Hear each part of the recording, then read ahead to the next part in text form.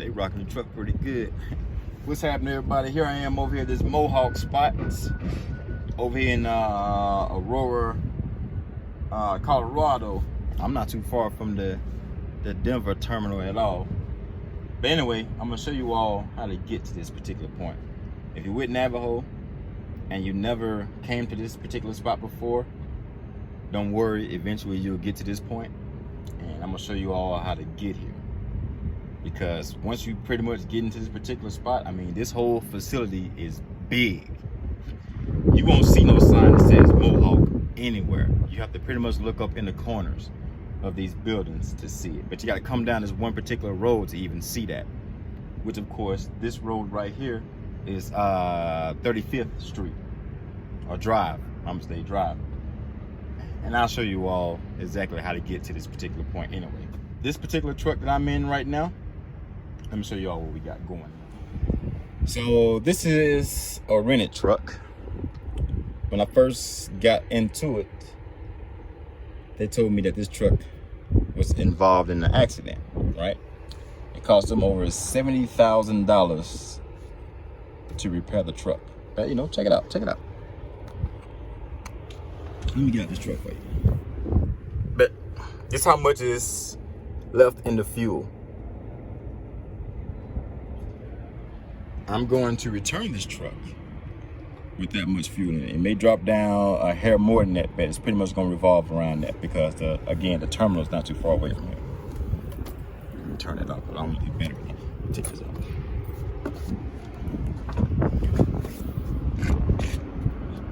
This is what $70,000 in repair look like. This is the body.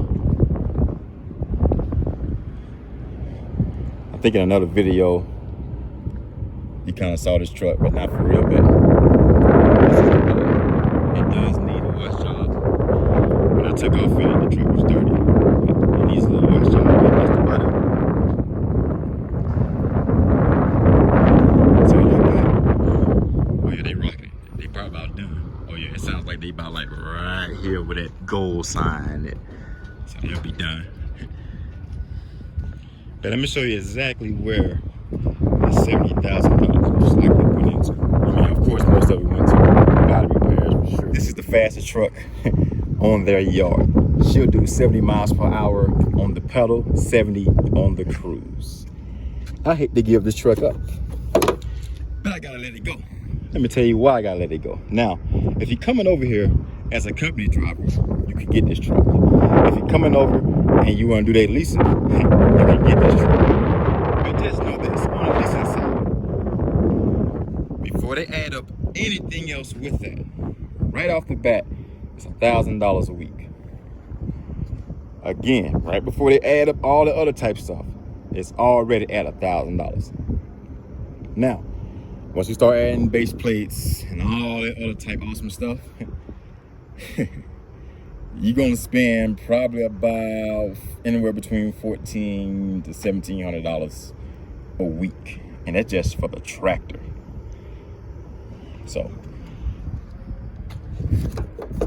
just a heads up, the truck only has 36,000 miles on it, a little over 36,000 some miles on it. Let's get this pump. Woo, it's hot, hot, hot. Just cook my fingers. Anybody want some fingers? They cook.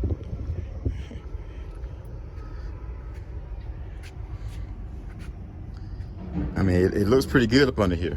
Of course, it's dusty and everything like that, but this motor, I like to say the motor was replaced. That's what I like to say.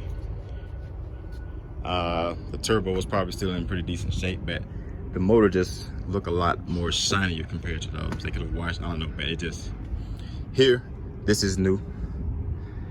This tube, again, despite the dust, the fan is obviously new. The belts, most definitely new. You see the writing on them? I mean, it's nice now, so. The only problem with this truck, I mean, look at that. It's nice now. Now, the only problem with this truck, something is going on with the speakers, like a shortage in the wiring system. I'm not sure what's going on with that. When we cut the ignition on, you start driving or whatever, it just keep popping. I unplugged the speakers in the back, but that didn't do anything. It started popping up. I don't know what's going on with that. But as far as the motor and transmission goes, it's doing everything that it needs to do. I saw a video where somebody was saying their Packard motor didn't get under 8 miles to a gallon. Well, this morning, coming up to Denver, I-70, I was getting 5.6 miles to the gallon. This is a 39,000 plus pound trailer, loaded trailer. Now, before, from Liberal, Kansas on back down south, that was a heavy load. And it did mid 8s, high 8s. I'm not sure why it was doing 5.6 this time, but anyway, it got to 5.6. So I'm not sure what kind of special Packard old buddy had in that YouTube video, but this one right here, it did get way down in the 5s. As I got going, it got up to about 6.7.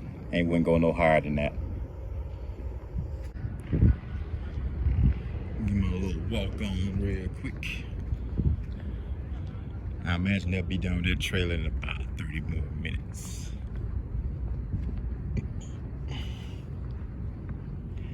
When I first rolled up to this particular spot, I didn't know that you had to park right there. I only shut my truck down right where I ain't shut it down, but I got out of and cut my 4-ways on because I was trying to find Mohawk. So I got to walking around because the GPS says you have arrived. And when they told me that I arrived, you see where the third truck is at? Well, at that facility, that spot is called Tricor. So I'm sitting here like, okay, maybe Mohawk is actually called something else. I've been to a facility that was like that, to where on the information board, it was called this. The actual facility spot was called something else.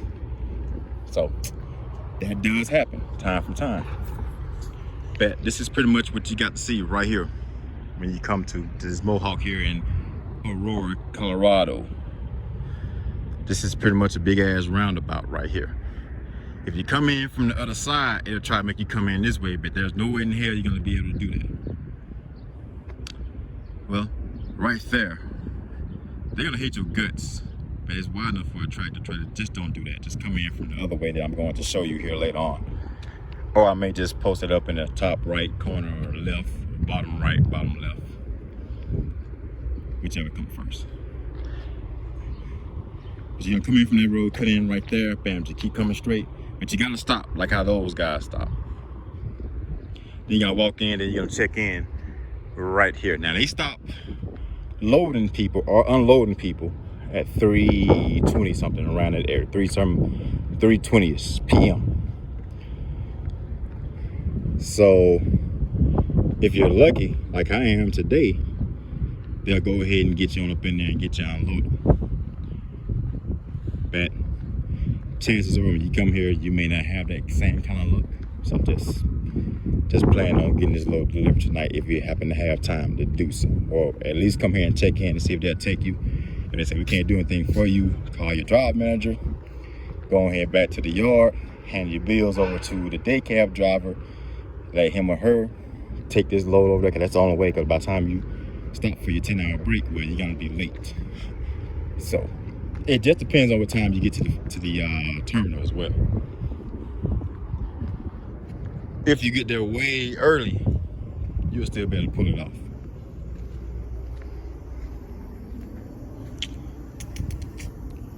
I guess they do. I don't hear no rocking going on. Let me close this hood. I'm not gonna show you all the streets. Alrighty, everybody. So this is how it looks on the GPS. Now this is me exiting the spot where I just dropped off at. Okay.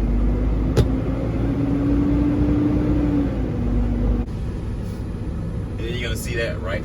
And you're gonna come down. Now from this standpoint, it's gonna be on your right. So you're gonna bust a right. In my case, I'm going to bust a left because I'm getting up out of here.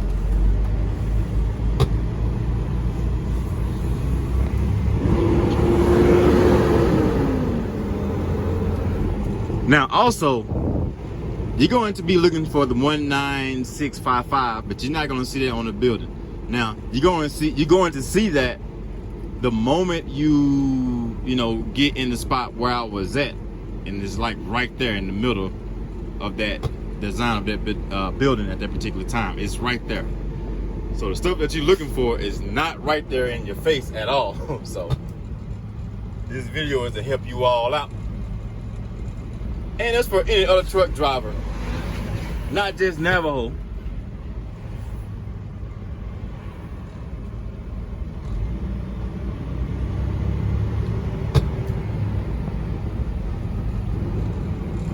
You gotta come down Windsor Drive right here, which puts you on 35 East. And I'm gonna bust it right to get up out of here.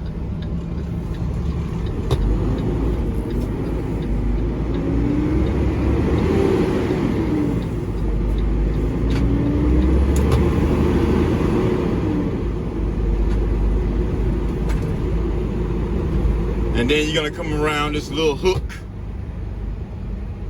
which is 32nd Street right here. You're gonna hit East 34th East 34th Street Drive. This FedEx guy, he's coming around there pretty fast. I'm gonna let him go.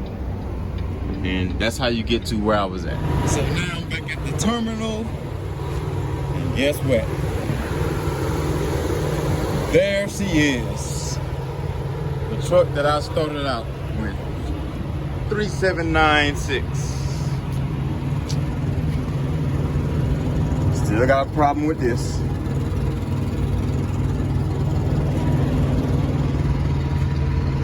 I was running teams with this truck. So my teammate, this is the truck that he picked, actually. And this is probably the truck that I'm going to get, mainly because it's fixed. The other trucks may not be.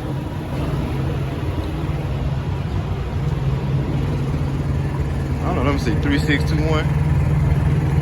I'm on 3621. That motherfucker got, damn, somebody's already in the APU is running. We're about 3774.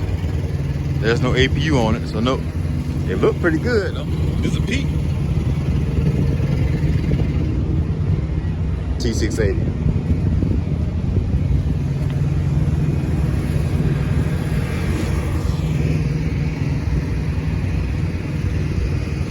Different color mirror on that. Just came out the wash bay. Is anybody in?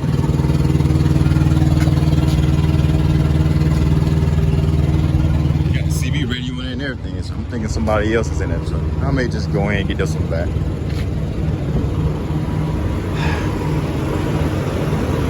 Bye-bye, fast truck. Let's see what we got going on. Take care, everybody. Till the next video.